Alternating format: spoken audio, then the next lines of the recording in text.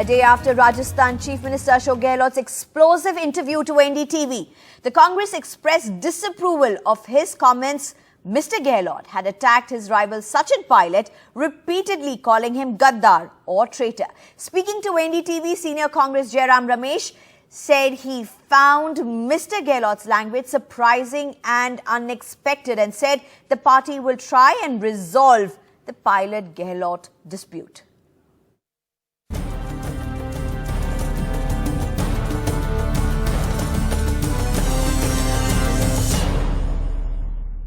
जो आदमी के पास 10 तो विधायक नहीं है, जिसको गद्दारी नाम दिया गया है, वो गद्दारी की पार्टी के साथ में जो पार्टी के साथ गद्दारी की हुई आदमी है, कई मंत्रियों ने कहा विधायक गद्दारी है, गद्दार को हम स्वीकार नहीं करेंगे यहाँ पर जो आदमी ने गद्दारी कर चुका है उसको हमारे एमएलए मैं खुद भुगता हूँ 134 दिन तक, उनको वो कैसे स्वीकार करेंगे? जिसको गद्दारी नाम दिया गया है, गद्दारी की पार्टी के साथ में जो पार्टी के साथ गद्दारी की हुई आदमी है, गद्दारी है, गद्दार को हम स्वीकार नहीं करेंगे यहाँ पर जो आदमी ने गद्दारी कर चुका है उनको वो कैसे स्वीकार करेंगे?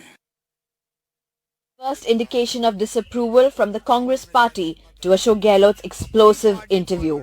कई लोग को आश्चर्य हुआ कि ऐसे शब्दों का इस्तेमाल किया गया, तो इस पर मैं समझता हूं कि हमारे वरिष्ठ नेता, हमारे के कांग्रेस हाईकमान, कांग्रेस नेतृत्व इस पर विचार करेगी. A small step up from yesterday when the Congress issued a play-safe statement holding back from criticizing Mr. Gehlot for his strong language. It is worth noting that both men have a long history of trading charges.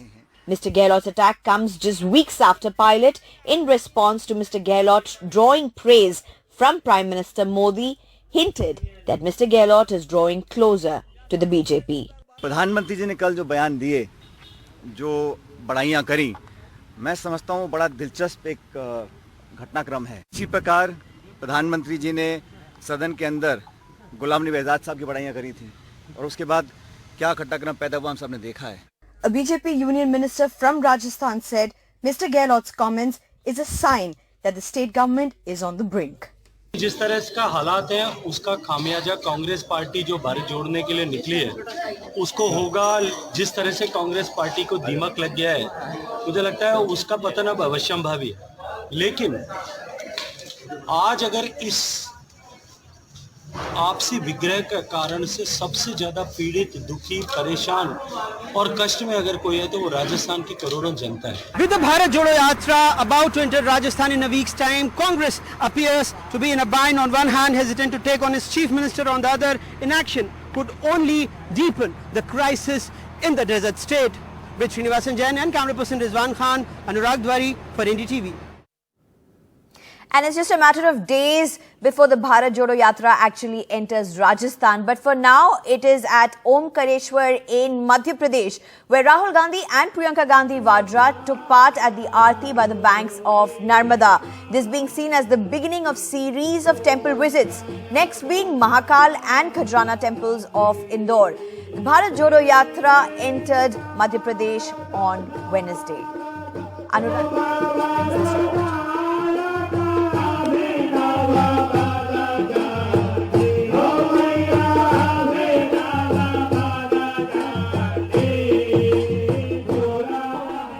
Congress leader Rahul Gandhi and Priyanka Gandhi Vadra offering prayers from Brahmapuri Ghat to Ma Narmada, joined by former Chief Minister Kamal Nath as well as other senior Congress leaders here in Omkareshwar.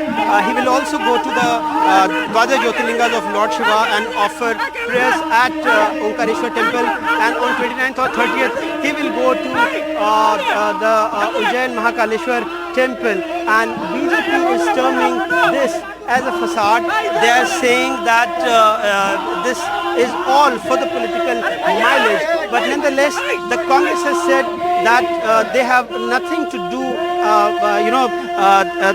This is not something for political mileage. This is a question of their faith, and that's why he is visiting Omkareshwar and Mahakaleshwar in Ujjain and offering prayers at temples. In Omkareshwar with camera person Rizwan Khan and Anurag Dwari for NDTV. And Union Home Minister Amit Shah said anti-social elements earlier indulged in violence in Gujarat as the Congress supported them. But after the perpetrators were taught a lesson, quote-unquote, in 2002, they stopped such activities and the Bharatiya Janata Party established, quote-unquote, permanent peace in the state. He was speaking this during his campaign in Gujarat. Let's listen in.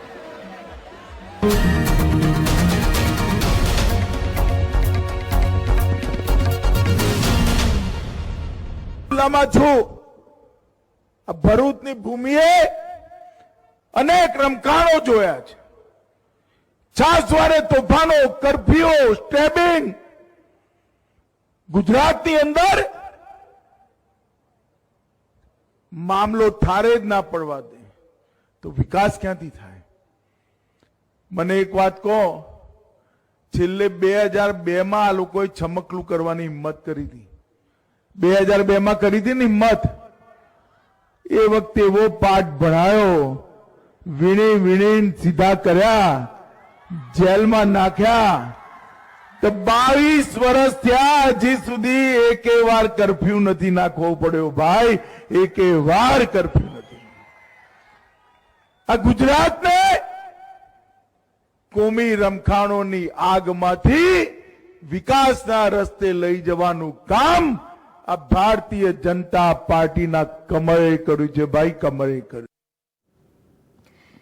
And in Gujarat itself, BJP has fielded 29-year-old firebrand leader Hardik Patel from Viramgam constituency in the Ahmedabad district, a Congress stronghold. With Patel as the face of the Patidar reservation movement in Gujarat, it's a litmus test for Hardik after his switch from Congress. Tanushri Pandey spoke to Hardik Patel. कहीं ना कहीं जो लोग party छोड़ते हैं ना, उनपे हमेशा देखा गया है, एक एलिगेशन ये भी लगता है कि आप पे केसेस बड़े थे.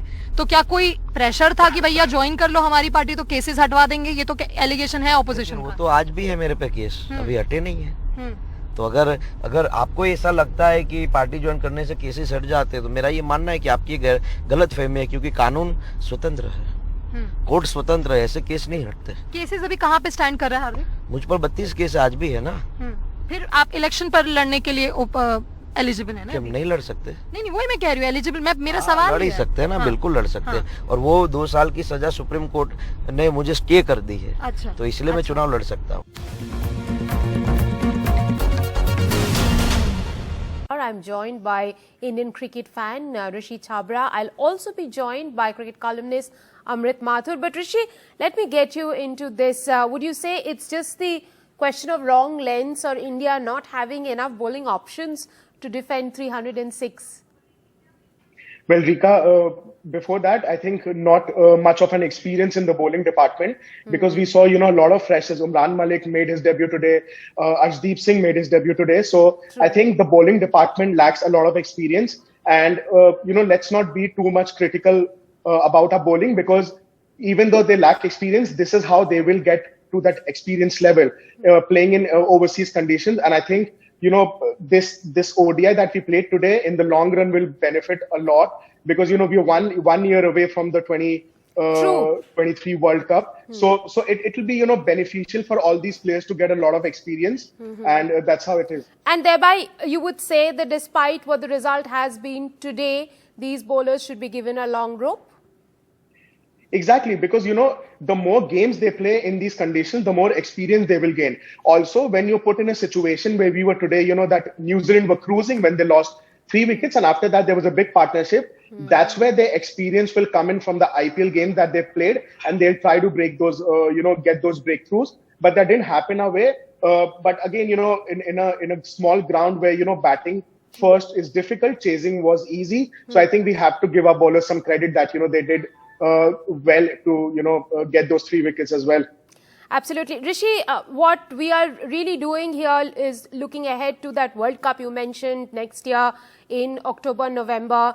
Now, you mentioned about, giving themselves opportunity in these conditions, but conditions in India will be very different from the conditions they are playing in. So this is, of course, the first series that they have put these boys under trial. Would you then think that a new set of boys should also be tried, or this is the bunch that we should more or less look at playing in the World Cup? I'm not really sure, whether all of them would be in the bunch, but I think it is now high time that we need to pick up 30 best players that we see as potential players for the 2023 50 over World Cup, because, there's not much time left and we'll be playing a lot of 50 over cricket as well. Now, like you mentioned, the 50 over World Cup is in India. I think the experience that you get out of IPL will help them, to adapt to the home condition. But when we're playing away from India, we've seen, our performance in 50 over World Cup or 50 over format hasn't been that great. So for me, I think, these players doing well and getting the experience in Sena countries is a must. And that's how it has been the situation right now. Rishi, you are one I know who watches all kind of cricket matches and has been watching over a period of time. 300, scoring 306 is now no mean feat, and then you get beaten. Would you say 300 will be the new norm now in ODI cricket? It is actually, because, when you're batting first, you don't really know what kind of a target would be a safe target. When you're chasing, okay, we need 300 runs in 300 balls. We can actually plan our chase as per the situation that we are in. But, the kind of a start that Shikhar Dhawan and Shubman Gill gave us, we were just 40 in the first 10 overs. Obviously, the batsman gave us the runs in the death overs, but the start was very, very basic. In a 50 over format, I would want someone in the opening pair to go all berserk like Virender Sehwag used to do in ODIs. I think we're missing that, X factor element in our opening stand. Also, I feel, players are playing a bit safe, that they want to score runs up the order and, cement their position in the top order. So what I think, you would like to you would like to see a Surya Kumar Yadav and a Shikhar Dhawan open? No, not really, because I wouldn't tinker with Surya Kumar Yadav's playing position, but yeah, Shikhar Dhawan, the kind of a player he was a few years back, I would want him to not worry about his position, whether he'll play the 50 over World Cup. I would want him to go express and get us runs at the strike rate of 120, 130.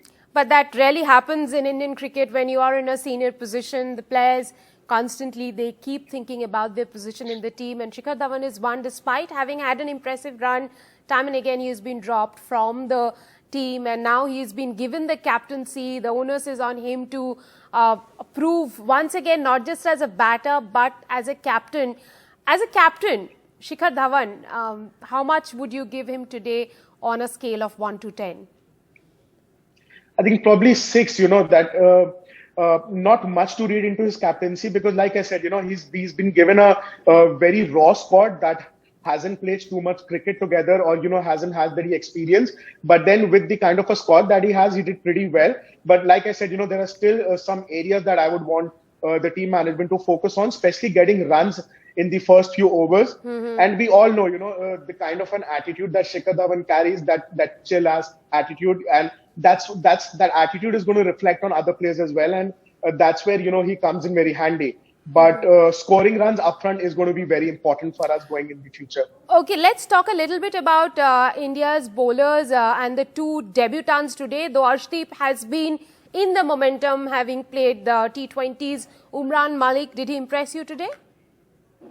Absolutely. And I think, Umran Malik was one player that we should have added to the 2020 World Cup squad when Bumrah got injured, because we all knew that India lacked a fast bowler and Umran Malik has the pace. I know he isn't experienced. I know he's very raw. He hasn't played a lot of IPL and international cricket, but his experience his pace would have been very crucial for us. But I think they both still have a long way to go, but the start that they got today is good. And I hope, they get us many more wickets in the future for India. Amrit, Shikhar Dhawan said that the match was lost in the 40th over. Would you say that was the turning point of this game?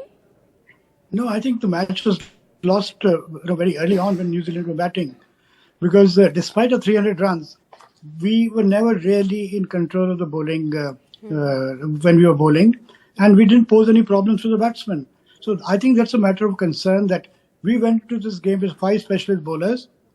There's no Bumrah up front to take wickets, and we were struggling. They coasted to a win, and they won with 3 overs to spare. So I think that's worrying, that do we have the right bowlers, or do we have the right combination of going into a game with only 5 specialist bowlers? Because our batting unit did quite well, 300 runs, your top batsman made runs, but our bowling never looked penetrative enough to restrict them or to get them out. Amrit, these series are going to be leading into the World Cup, and they are auditioned for the World Cup that is going to happen in 2023. Who are the boys you think should come into the team right now to give it a more complete look? Listen, we are, I think, about 20 one-day games away from the World Cup. And this is the time we need to sort of experiment, make sure that the roles are clear, the right players are identified, and they're given a good run before the tournament. So what worries me is that we are confused about Rishabh Pant. He's batted number 4 today, and he's been pushed up the order even in the T20 games. But today at number 4, he looked like a number 8 batsman. So I think there has to be some clarity about what is his approach going to be when he's batting 4. And because he's such a fantastic talent, and I think he's doing injustice to his potential and to his talent. So I think that's a big concern. And as I said earlier, we desperately need bowlers to take wickets up front, because otherwise 320, 300 is chaseable, as New Zealand showed today. I think one good thing today was Washington Sundar. He's come after a long time, and he made an impact with ball and with bat. So that's good, because if you compare him with, say, Shardul, who's also the all-rounder slot category kind of player, Shardul didn't look good enough today. Maybe he had a bad day. Maybe his best is behind him in terms of long-term career with the Indian team. So Sundar, I think, great positive. And despite his runs, Umran Malik a positive today. Let me ask you one final question before I wrap up. I asked this to Rishi. 300, it's going to be the new normal in ODI cricket? Well, 300 is, I think, not enough. If the wicket is good for a one-day game, I don't think 300 is enough. You have to get into the 320, 330 kind of a range and region. Right. Because today was an easy victory, because 3 overs to spare, they could have got another 40 runs with ease. So I think we have to adjust to this changed approach of teams in terms of making runs up front, pushing you beyond 300. Right. So, but fortunately, there are 20 matches to go, and we'll sort these things out. Thank you very much, Rishi and Amrit, for joining me at this hour.